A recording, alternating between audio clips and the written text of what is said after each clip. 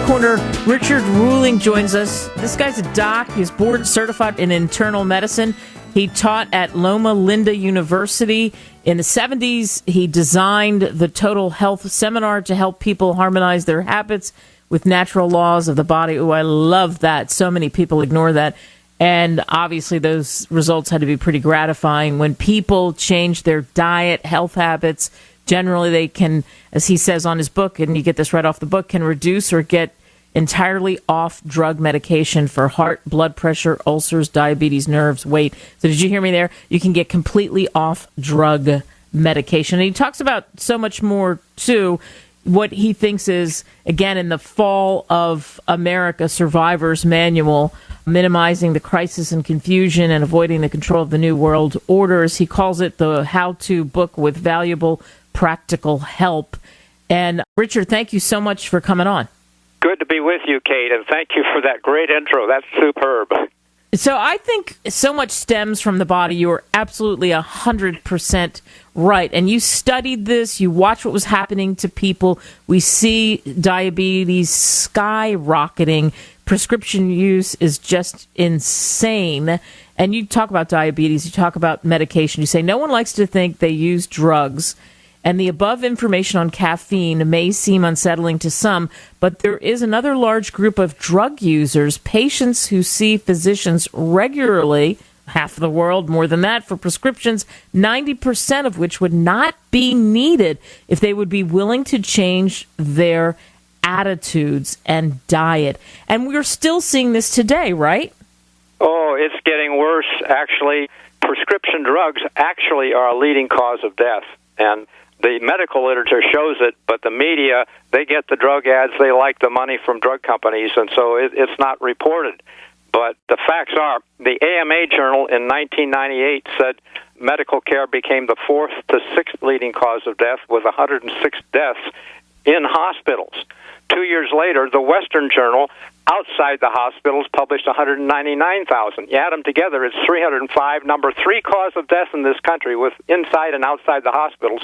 And then a 7-year study from 1998 to 2005 reported the death rates increased 2.7-fold. So multiply 305,000 by 2.7, 824,000 deaths are number one in this country, and nothing is said on the media. CDC doesn't even mention it in their top 10. They're in bed with the pharmaceutical companies, etc. Yeah, I agree with you on the pharmaceuticals. So a lot is being talked about now with the coronavirus, etc., viruses in general, flu season, what do you do? Immunity. We just had this discussion with someone the other day, so I knew you can clear this up. What is the deal with immunity? I mean, doesn't the body have an incredible ability, you talk about it, to resist disease? Yes, it does, and we lose it usually in the holidays when cookies, cakes, candies, goodies, the sugar lowers the phagocytic index. That's the ability of a white blood cell to phagocytize or engulf a germ. And so the amount that you get in a can of soft drink, 12 teaspoons of sugar, is enough to reduce your immunity of the phagocytic index about 50 to 75%. The average American gets 35 teaspoons a day. So the holidays are bad, and no wonder the flu comes. I was working in an emergency room one night when I was catching the flu with scratchy throat, runny nose, achy, felt cold. I took my temperature, it was normal, but they taught us in medical school that fever helps kill the virus. So here I am, a sitting duck, no fever. I took a break, filled a tub with very hot water, hot as I could stand, and in 20 minutes I had a fever of 102.5. And as the water's running out, I poured cold water front and back several times. It can double the white blood count, twice as many soldier cells to fight the germs, and I didn't eat any supper, so these white cells would be very hungry. I didn't have any medicine, didn't take any vitamins, didn't have any, but that's all I did, and at 11 o'clock, because I thought it had helped me, I did it again, took another hot bath, finished with cold. In the morning, I was well, no symptoms. The flu was all gone from me. Wow. So basically, yes, immunity is, they're not talking about this. They didn't have that. Most doctors didn't have that kind of training. I had some extra good training at Loma Linda on health. Going back, well, that's good enough for now. Thank you. Yeah, but you had some great training on it. Okay, another thing that you say in the book, because I think this is so key, you and I talked about this off the air, and your book covers so many other things, and that's why if people get it, they'll have a fountain of information. But I think the key is what we're talking about, which is messing with people, their minds, their bodies, etc. So you say breakfast is gold, lunch is silver, and supper is lead. Explain that. Well, the fact is what we eat late in the day, we don't burn up. When we take a trip, we fill the gas tank in the morning and drive on what we burn it up. But in our habits of eating, we go all day on an empty tank, and then we fill it, and we don't sleep well. The food doesn't digest as perfectly, and so on. Bad habits, really. If most people with a weight problem, they skip breakfast and skip lunch, they want to cut down on calories, and then they come to the main meal of the day that they're entitled to. Not good. I'd say eat as much as you want for breakfast, have a good mid-afternoon meal, and go for a walk in the evening when you think you're hungry. Boy, and you know what? I think that works. I do that. I started doing that, and I see the results because there is something to that. Again, more sedentary, and especially now we're seeing how things are. What is your biggest concern when it comes to the health of Americans? And I think you're weaving that in this conversation. Well, Hippocrates, the father of medicine, was right centuries, actually millennia ago, when he said, nature cures, let your food be your medicine. And somehow we have bought DuPont's slogan, better living through chemistry. And it really ain't so. If you see an elderly person with a bag of pills, the luster for life is gone, and it's just a matter of survival. They're on a slippery slope. It's only a matter of time till some of those drugs build toxicity, and they get a reaction that they did not expect and don't know where it's from, and neither does their doctor. When you have a bag of pills, you don't know what's causing the next problem that comes along. Yeah, boy, isn't that the truth? Another thing that you talk about is tobacco. And I just have kind of noticed that lately I've seen more people with cigarettes. I mean, it's kind of mind-boggling to me. But what do you talk about with tobacco, especially with young men? We're still seeing that's a huge statistic. Well, I think it's a sign of rebellion against what your parents taught you. No loving parent really wants their kids enslaved to that, but kids get to the point where they think they're getting liberated and could do what they want, and total stupidity, in my opinion, to go that direction. And a lot of good people. I got a neighbor across the street would like to quit, tried to quit. It's really, really hard, especially with the stress and things that are happening. It seems to calm the nerves. One tip for your listeners would be cut out the caffeine. Caffeine gears your nerves up, and nicotine gears them down. I had a mayor in the little city of Southwest City, Missouri, who said, Doc, I've tried many times, but this is the easiest I've found to quit.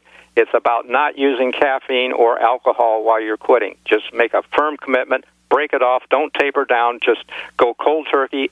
And in 3 days, you're over the hump. The fourth day is a little easier. The fifth day is definitely clear. It's a 5-day plan. We saw 150 people quit at Tucson, Arizona, University of Arizona in Tucson. Wow. When I was taking medicine. Wow. Okay, the other thing is that we're seeing a lot of is suicide, mental anguish, struggle there. You know, it's mind, body, and soul. What about people struggling mentally? And you talk about that in your book, the mental and spiritual culture.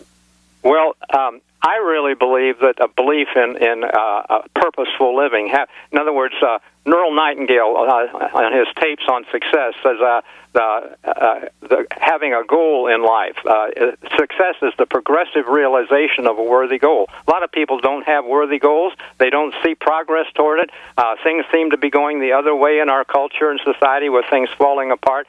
But a person can serve, as Lee Iacocca said of Chrysler, have a higher standard, and the standards you hold will exalt you and lift you up. I belief in God, and that God has a plan, and we don't necessarily see it in the media that they think it's anti-scientific, but there are a lot of scientists that believe in God. Yeah. So true. Einstein said, God is not a magician; he's a scientist. I like that. And that's so true. That especially evoking him, because he said several things like that, and people didn't realize that. Yeah, they didn't pick up on it. You wrote this book a couple decades ago, and it totally holds up. It does. It holds up. So much of what we just talked about holds up today, and even more so. Is it gratifying for you, Richard, when people come up to you or people you know say, wow, you changed my life. I I read your book, or I read some of what you've written about, and you've helped me in X amount of ways? Well, I haven't had that many people come to me, but yesterday I shipped 20 books to a lady who came from me the day before saying she loved the book, she's moving, and she wants 20 copies to give to friends before she leaves the tip of Texas.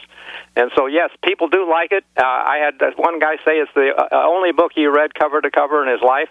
He was a retired fellow who had a dime store back in the 60s, et cetera. Wow. But anyway, Yeah, that's a compliment. That's a compliment when someone buys 20 books. There's no question about it. Richard Ruhling, the doc that put really a lot of thought into this, The Fall of America, Survivor's Manual, gets so much more than what we just talked about here. There's other things as well in the book that are incredibly useful. Richard, thank you. Hey, I've got to tell you where it's at. It's thefalofamerica.blog, B-L-O-G, on the web, not .com. But and I have some other goodies, a DVD on eating that will help them reverse disease, Yay. And another booklet, condensation of a bestseller, What's Behind the New World Order. That goes with it on a $10 donation, plus $3 for shipping. Amazon charges $4 even for shipping just that DVD. They pay $14 just for the DVD. They get my book, actually 2 books, and a DVD besides. Perfect. Thanks, Richard. Okay, God bless.